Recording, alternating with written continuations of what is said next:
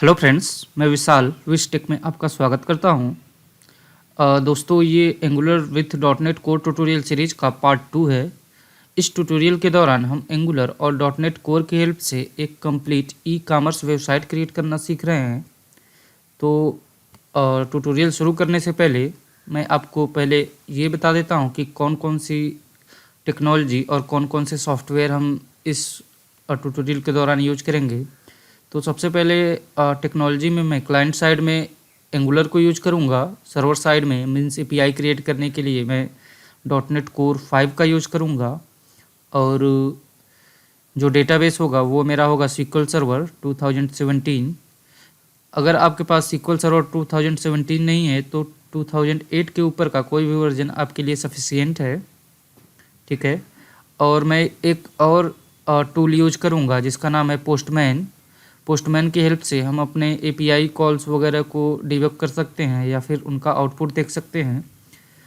और हमारे dot net core में ही जो डॉट नेट 5 आया है उसके साथ इन्होंने माइक्रोसॉफ्ट ने स्वेगर को ऑलरेडी इम्प्लीमेंट करके दिया है, तो काफ़ी हद तक पोस्टमैन की रिक्वायरमेंट स्वेगर से कंप्लीट हो जाती है। तो जब हम स्वेगर को इम्प्लीमेंट करेंगे तो मैं उसके बारे में और डिटेल में डिस्कस करूँगा। तो ये कुछ बेसिक चीज़ें थी। अब हम कंटिन्यू करते हैं अपने प्रोजेक्ट पे working.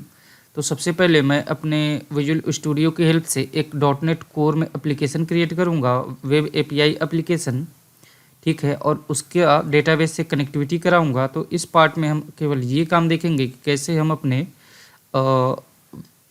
Dot net core web API application को SQL सर्वर से कनेक्ट करते हैं, ठीक है। तो सबसे पहले मैं एक ब्रांड न्यू मीन्स एकदम नया एप्लीकेशन क्रिएट करूँगा dot net core web API का। तो उसके लिए आपको जाना है फाइल, न्यू, प्रोजेक्ट। यहाँ पे आप लेफ्ट साइड में सिंपली चूज कीजिए ASP.NET core web application. Next पे क्लिक कीजिए। यहाँ पे आप अपने प्रोजेक्ट का नाम दीजिए और यहाँ पे फोल्डर पाथ दीजिए लोकेशन में। तो मैंने ऑलरेडी लोकेशन मेरा सेलेक्टेड है, मैं एफ ड्राइव में ही प्रोजेक्ट फोल्डर के अंदर ही अपने प्रोजेक्ट को क्रिएट कर रहा हूँ। अगर आप जहाँ चाहते हैं अपने प्रोजेक्ट को क्रिएट करना, सिंपली यहाँ से आप अपने प्रोजेक्ट का लोकेशन चूज कर सकते हैं। तो सबसे पहले मैं प्रोजेक्ट का नाम दूंगा।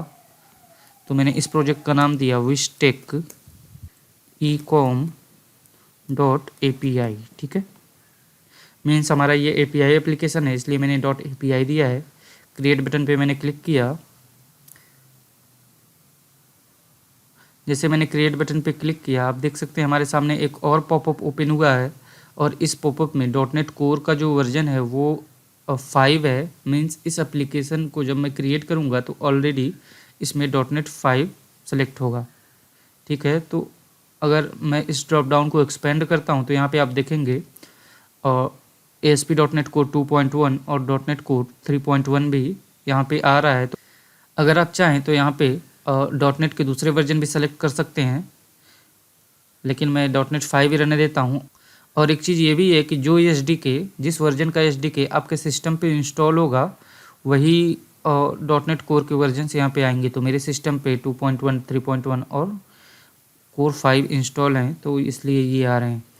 और अगर आप चाहते हैं कि dot net 5 SDK dot net 5 install करना, तो सिंपली गूगल सर्च कीजिए, वहाँ पे आपको माइक्रोसॉफ्ट की लिंक मिल जाएगी, आप वहाँ से डाउनलोड कर सकते हैं।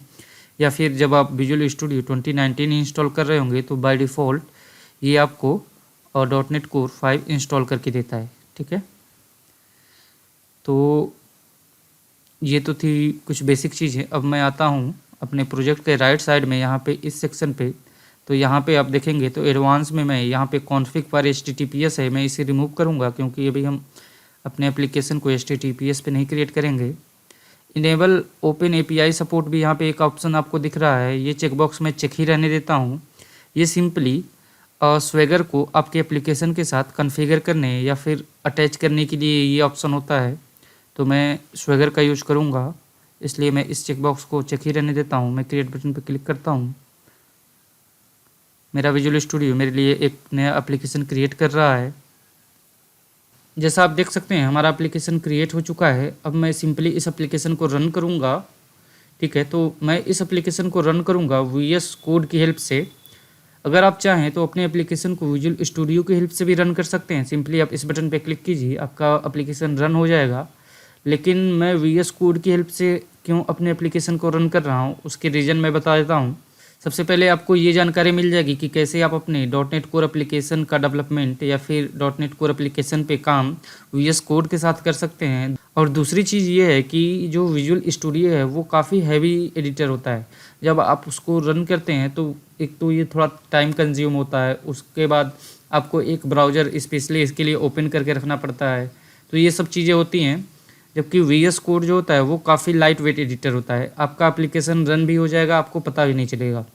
मीन्स इतना ये लाइट वेट होता है, तो इसीलिए मैं प्रेफर करूँगा वीएस कोड को अपने इस एप्लीकेशन को रन करने के लिए, बिल्ड करने के लिए, ठीक है।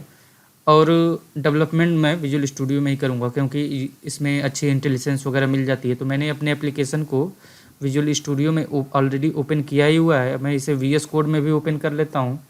तो अपने एप्लीकेशन को वीएस कोड में ओपन करने के लिए सिंपली आप वीएस कोड को ओपन कीजिए। आपको होम पेज पे जैसे आप वीएस कोड ओपन करेंगे ऐसी यूआई मिलेगी। सिंपली आप फाइल पे जाइए, ओपन फोल्डर कीजिए और उस फोल्डर पे नेविगेट हुई है जहाँ पे आपका प्रोजेक्ट है। तो मेरा प्रोजेक्ट है एफ ड्राइव के अंदर, मैं उस फोल्डर पे नेविगेट हो गया हूँ। सिंपली मैं सिलेक्ट फोल्डर करता हूँ और अब वीएस कोड मेरा इस प्रोजेक्ट को ओपन कर देगा। जैसा आप देख सकते हैं मेरा प्रोजेक्ट वीएस कोड में ओपन हो चुका है। अब मैं सिंपली वीएस कोड में एक टर्मिनल को ओपन करूँगा। तो टर्मिनल ओपन करने के लिए सिंपली आपको यहाँ पे ऑप्शन दिख रहा है टर्मिनल का, आप इसे क्लिक कीजिए। न्यू टर्मिनल पे यहाँ से अपने टर्मिनल को ओपन कर सकते हैं। अदरवाइज आपको मैं एक शॉर्टकट बता देता हूँ, आप सिंपली प्रेस कीजिए कंट्रोल बैक टिक। जैसे आप कंट्रोल बैक टिक प्रेस करेंगे आपका ये टर्मिनल ओपन होगा, क्लोज होगा, ठीक है। बैक टिक कैरेक्टर सिंपली टैब के ऊपर का जो कीवर्ड होता है वही है, टिल्ड या फिर बैक टिक आप कुछ भी कह सकते हैं। तो अब हम अपने एप्लीकेशन को रन करेंगे, लेकिन उससे पहले हम एक बार अपने एप्लीकेशन को बिल्ड कर लेते हैं। तो आपको अपने एप्लीकेशन को बिल्ड करने के लिए सिंपल सी कमांड है डॉट नेट बिल्ड, ठीक है। रन करने के लिए डॉट नेट रन, बिल्ड करने के लिए डॉट नेट बिल्ड। दो कमांड बस अभी आपको याद रखनी है। अभी मैं कहाँ हूँ, अभी मैं हूँ, अगर आप पाथ देखेंगे तो अभी मैं हूँ अपने एप्लीकेशन के रूट फोल्डर पे, ठीक है। ये रूट फोल्डर है। तो मुझे अपने एप्लीकेशन को रन करने के लिए या फिर बिल्ड करने के लिए जाना होगा अपने एप्लीकेशन में, ठीक है। ये मेरा एप्लीकेशन है जहाँ पे मेरे सारे कॉन्फ़िगरेशंस हैं, जैसे बिन फोल्डर, कंट्रोलर, प्रॉपर्टीज़ और भी बाकी फाइल्स हैं। तो मुझे इस फोल्डर के अंदर जाना होगा। तो सिंपली मैं क्या करूँगा, CD, इस प्रोजेक्ट के अंदर मैं नेविगेट हो गया इस फोल्डर के अंदर। अदरवाइज आप चाहें तो डायरेक्ट इस फोल्डर के अंदर जाकर वीएस कोड को ओपन कर सकते हैं, तो भी आपका यही पाथ ओपन होगा, ठीक है, कोई बात नहीं। अब हम कमांड टाइप करते हैं dot net build, enter button press किया मैंने। जैसा आप देख सकते हैं हमारे एप्लीकेशन की बिल्डिंग स्टार्ट हो गई है। ये थोड़ा सा स्लो है क्योंकि ये पहली बार बिल्ड हो रहा है। जैसा आप देख सकते हैं हमारा प्रोजेक्ट सक्सेसफुली बिल्ड हो गया है और इसमें आपको 0 वार्निंग और 0 एरर दिख रही हैं। अब मैं क्या करूँगा, सिंपली अपने एप्लीकेशन को रन करूँगा। तो सिंपली कमांड है हमारी रन करने के लिए dot net run, enter button मैंने प्रेस किया। जैसा आप देख सकते हैं हमारा एप्लीकेशन रन हो चुका है और ये रन हो रहा है इस पोर्ट पे, लोकल होस्ट 5000 पे। तो मैं सिंपली इसी पोर्ट को कॉपी करता हूँ और ब्राउज़र में आता हूँ। मैं यही पोर्ट यहाँ पे ब्राउज़र में पेस्ट करता हूँ, एंटर बटन प्रेस करता हूँ। जैसा आप देख सकते हैं जैसे मैंने ब्राउज़र में लोकल होस्ट 5000 एंटर किया, मुझे ये रिस्पॉन्स मिला, local host page can not found.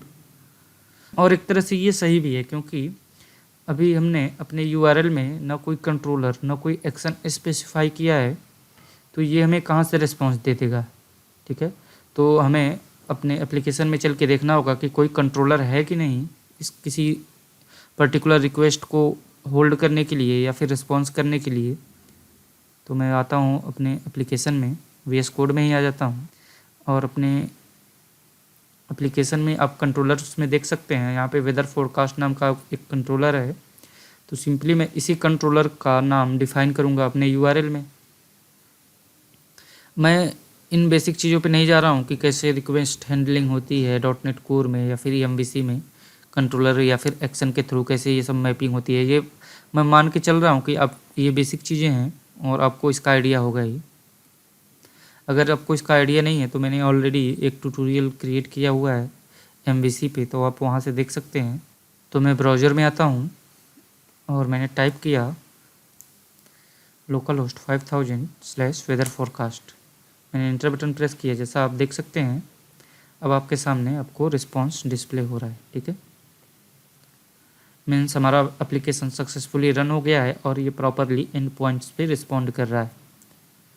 अब हम वापस आते हैं अपने एप्लीकेशन में और हम अगला काम क्या करेंगे कि अपने एप्लीकेशन की कनेक्टिविटी SQL सर्वर डेटाबेस से करेंगे। ठीक है, तो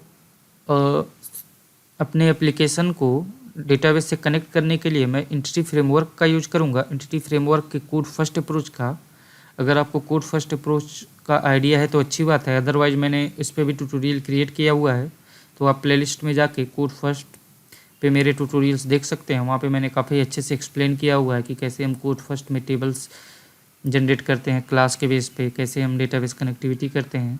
इस पार्ट में भी मैं वो चीज़ें बताऊंगा, लेकिन मैं काफ़ी डिटेल में नहीं जाऊंगा उन चीज़ों के। ठीक है, तो वो शुरू करते हैं हम। और डेटाबेस से ट्रांजैक्शन के लिए मैं एक अलग लेयर का यूज करूँगा। और अगर आपने इंडस्ट्री में काम किया होगा तो आपको पता ही होगा, आपने एन लेयर या फिर 3 टायर आर्किटेक्चर पे काम किया होगा।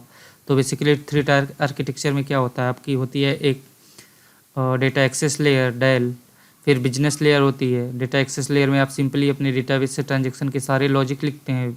बिजनेस एक्सेस लेयर में आपको जो बिजनेस लॉजिक होते हैं या फिर जो आपके एप्लीकेशन में यूज होने वाले लॉजिक होते हैं वो आप बिजनेस एक्सेस लेयर में लिखते हैं। और जो हमारी तीसरी लेयर होती है UI लेयर, वहाँ पे आप अपने डिजाइनिंग से रिलेटेड या फिर जो चीज़ यूजर को दिखेगी वो काम करते हैं। तो सेम उसी पैटर्न पे मैं यहाँ पे एक अलग लेयर क्रिएट करूँगा, डेटा एक्सेस लेयर, जिसका नाम मैं दूंगा कोर। ठीक है, तो मैं एक नया प्रोजेक्ट ऐड करूँगा अपने सॉल्यूशन में। तो आपको क्या करना है, नया प्रोजेक्ट ऐड करने के लिए सिंपली अपने सॉल्यूशन पे जाइए, राइट क्लिक कीजिए, ऐड न्यू प्रोजेक्ट, और प्रोजेक्ट का टाइप मैं लूँगा क्लास लाइब्रेरी .NET कोर। ठीक है, नेक्स्ट बटन पे मैंने क्लिक किया।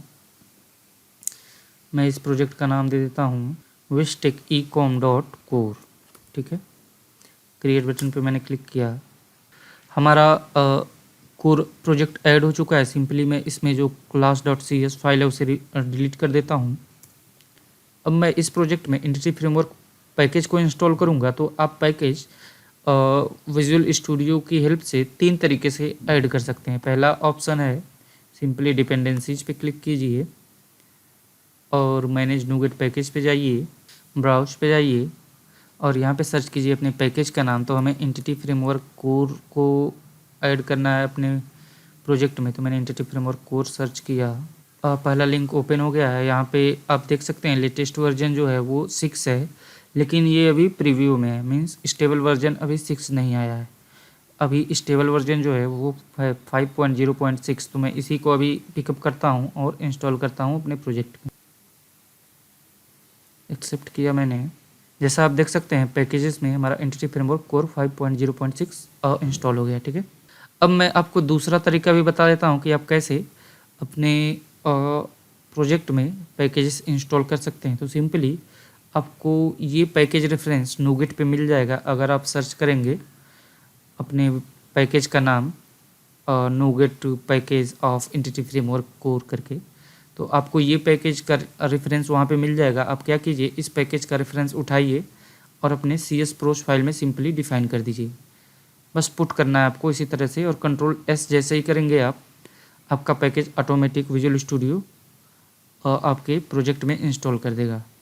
अदरवाइज तीसरा तरीका है आपका कि आप सेम NuGet पे ही इसी पैकेज को सर्च कीजिए और वहाँ पे ऑप्शन आता है पैकेज मैनेजर कंसोल का। वहाँ पे पैकेज मैनेजर कंसोल में आपको एक कमांड मिलेगी, आप वो कमांड कॉपी कीजिए, सिंपली अपने विजुअल स्टूडियो कोड में पैकेज मैनेजर कंसोल ओपन कीजिए और उस कमांड को एंटर कीजिए और एग्जीक्यूट कीजिए। आपके प्रोजेक्ट में आपका पैकेज इंस्टॉल हो जाएगा।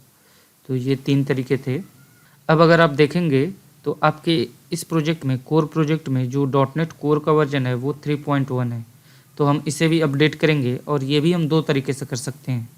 पहला तो आप सिंपली लिख दीजिए नेट 5.0 तो भी आपके इस प्रोजेक्ट का जो .NET कोर का वर्जन है वो 5 अपडेट हो जाएगा। अदरवाइज आप अपने प्रोजेक्ट पे राइट क्लिक कीजिए, प्रॉपर्टीज़ में जाइए और यहाँ पे आपको एप्लीकेशन में दिखेगा टारगेट फ्रेमवर्क। तो अभी टारगेट फ्रेमवर्क मैंने अपडेट किया था .NET 5, तो वही चीज़ यहाँ पे सिलेक्टेड है। अदरवाइज अभी ये 3.1 जब रहता तो ये 3.1 सिलेक्टेड होता। आप यहाँ से भी अपने प्रोजेक्ट का .NET कोर वर्जन या SDK वर्जन चेंज कर सकते हैं। तो फ्रेंड्स, ये कुछ छोटी छोटी चीज़ें होती हैं जो मैं बताते हुए चलता हूँ। जब आप कोई ऑनलाइन ट्रेनिंग करेंगे या फिर कोई कोचिंग ज्वाइन करेंगे तो कोई ये सब चीज़ें, छोटी छोटी चीज़ें नहीं बताता है। उनका टारगेट बस ये होता है कि किसी तरह से हमारा कोर्स कंप्लीट हो और हमें पैसे मिलें। बाकी आपने कितना सीखा, आपको क्या आता है, उनसे कुछ मतलब नहीं है। आप अगर मेरे साथ बने रहेंगे तो मैं आपको एक एक बेसिक चीज़ें आपकी क्लियर कराता चलूँगा, ठीक है। और इतना सफिशिएंट होता है किसी भी इंटरव्यू को क्रैक करने के लिए। इससे ज़्यादा कुछ नहीं पूछते हैं वो लोग, ठीक है। मैं खुद इंटरव्यू लेता हूँ। मैंने अभी हाल ही में कई इंटरव्यू दिए थे। मेरा कई कंपनियों में सिलेक्शन भी हुआ था। मैं अपनी बड़ाई नहीं कर रहा हूँ, लेकिन ये रियलिटी है। मैं खुद भी इंटरव्यू लेता हूँ, तो मुझे पता है कि चीज़ें कैसे चलती हैं, क्या इंटरव्यूअर पूछता है, क्या उनकी एक्सपेक्टेशन होती है। और यकीन मानिए काफ़ी सारे बंदों को ये सब छोटी छोटी चीज़ों की नॉलेज नहीं होती है। और अगर आपको आपकी कोडिंग स्टैंडर्ड थोड़ी सी भी अच्छी है तो आपको काफ़ी कंपनियों में डिमांड है, ठीक है। तो आप अपने ऊपर थोड़ा सा काम कीजिए, बाकी चीज़ें अपने आप सही हो जाएंगी। मैं ज़्यादा बातें न करते हुए आगे बढ़ता हूँ। तो हमने अपने प्रोजेक्ट में एंटिटी फ्रेमवर्क कोर इंस्टॉल कर लिया। अब मैं क्या करूँगा, अपने प्रोजेक्ट में एक फ़ोल्डर ऐड करूँगा, ठीक है। और इस फोल्डर का मैं नाम दे दूंगा एंटिटीज़, ठीक है। और इस फोल्डर के अंदर ही हम अपनी सारी डोमेन क्लासेस को रखेंगे। मींस जितनी क्लासेस के बेस पे हमें टेबल्स क्रिएट करनी है वो सारी क्लासेस हमारी इसी फोल्डर के अंदर आएंगी। तो मैं इस फोल्डर के अंदर एक क्लास ऐड करता हूँ जिसका नाम होगा प्रोडक्ट। अभी मैं इस क्लास में केवल 2 ही प्रॉपर्टीज़ लूँगा, आपको बस डेमो दिखाने के लिए। बाकी हम आगे इसमें और इन्हेंसमेंट कर लेंगे। तो मैंने प्रोडक्ट नाम की एक क्लास ऐड की, इसको मैं पब्लिकली डिफाइन कर लेता हूँ। तो इसमें मैं 2 प्रॉपर्टीज़ ऐड करूँगा। पहली प्रॉपर्टी इंटीजर टाइप की होगी जिसका नाम होगा ID। दूसरी प्रॉपर्टी स्ट्रिंग टाइप की होगी जो होगी नेम। अब मैं एक और फोल्डर ऐड करूँगा अपने इसी प्रोजेक्ट में जिसका नाम होगा सिंपली डेटा। इस डेटा फोल्डर के अंदर मैं DB कॉन्टेक्स्ट क्लास को ऐड करूँगा। तो DB कॉन्टेक्स्ट क्लास बेसिकली आपके .NET कोर एप्लीकेशन और SQL सर्वर के बीच में एक इंटरफेस प्रोवाइड करती है जिसके थ्रू आप अपने डेटाबेस और .NET कोर एप्लीकेशन को कनेक्ट कर सकते हैं, ठीक है। तो आप इस क्लास का नाम कुछ भी रख सकते हैं। तो मैं इस क्लास का नाम रखता हूँ app DB context. Add button पे मैंने क्लिक किया। मैं इस क्लास को भी पब्लिक कर देता हूँ। और अब ये मेरी क्लास इनहेरिट करेगी DB कॉन्टेक्स्ट को, ठीक है। DB कॉन्टेक्स्ट पे यहाँ पे आपको एरर दे रहा है तो सिंपली आप कंट्रोल डॉट प्रेस कीजिए। ये DB कॉन्टेक्स्ट हमारा डिफाइन है एंटिटी फ्रेमवर्क कोर पैकेज के अंदर या नेम स्पेस के अंदर, तो वो मुझे ऐड करना होगा। तो मैंने ऐड किया और माइक्रोसॉफ्ट एंटिटी फ्रेमवर्क कोर और हमारी एरर गायब हो गई। अब मैं एक कंस्ट्रक्टर क्रिएट करूँगा इस ऐप DB कॉन्टेक्स्ट का। तो कंस्ट्रक्टर क्रिएट करने का शॉर्टकट है, आप सिंपली लिखिए सीटोर, डबल टैप प्रेस कीजिए, आपका कंस्ट्रक्टर क्रिएट हो गया। इस कंस्ट्रक्टर में आप सिंपली अब पैरामीटर्स डिफाइन करेंगे। वो पैरामीटर क्या होगा, उसका नाम होगा DB कॉन्टेक्स्ट ऑप्शन, ठीक है। और इस ऑप्शन में आप पास करेंगे, ये टाइप होगा मीन्स ऐप DB कॉन्टेक्स्ट का, और यहाँ पे सिंपली पास कर दीजिए ऑप्शन। और इस कंस्ट्रक्टर के बेस में इस ऑप्शन को आप पास कर दीजिए, ठीक है। बेस में पास करना है इसको।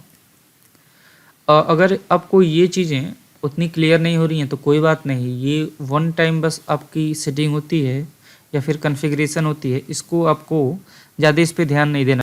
बस आप ये जान लीजिए आपके एप्लीकेशन में एक DB कॉन्टेक्स्ट क्लास होती है जो आपके एप्लीकेशन और डेटाबेस को कनेक्ट करती है और इसमें आप अपनी सारी डोमेन क्लासेस को रजिस्टर करते हैं। तो हम अपनी डोमेन क्लासेस को कैसे रजिस्टर करेंगे वो आप देख लीजिए। आप अपनी डोमेन क्लासेस को रजिस्टर करेंगे as a DB set properties. तो सिंपली आपको क्या लिखना है, public then DB set of, जिस क्लास को आपको as a DB set property register करना है उस क्लास का नाम, तो हमारी क्लास का नाम है प्रोडक्ट, ठीक है, और इस प्रॉपर्टी का नाम देन सेट गेट, ठीक है।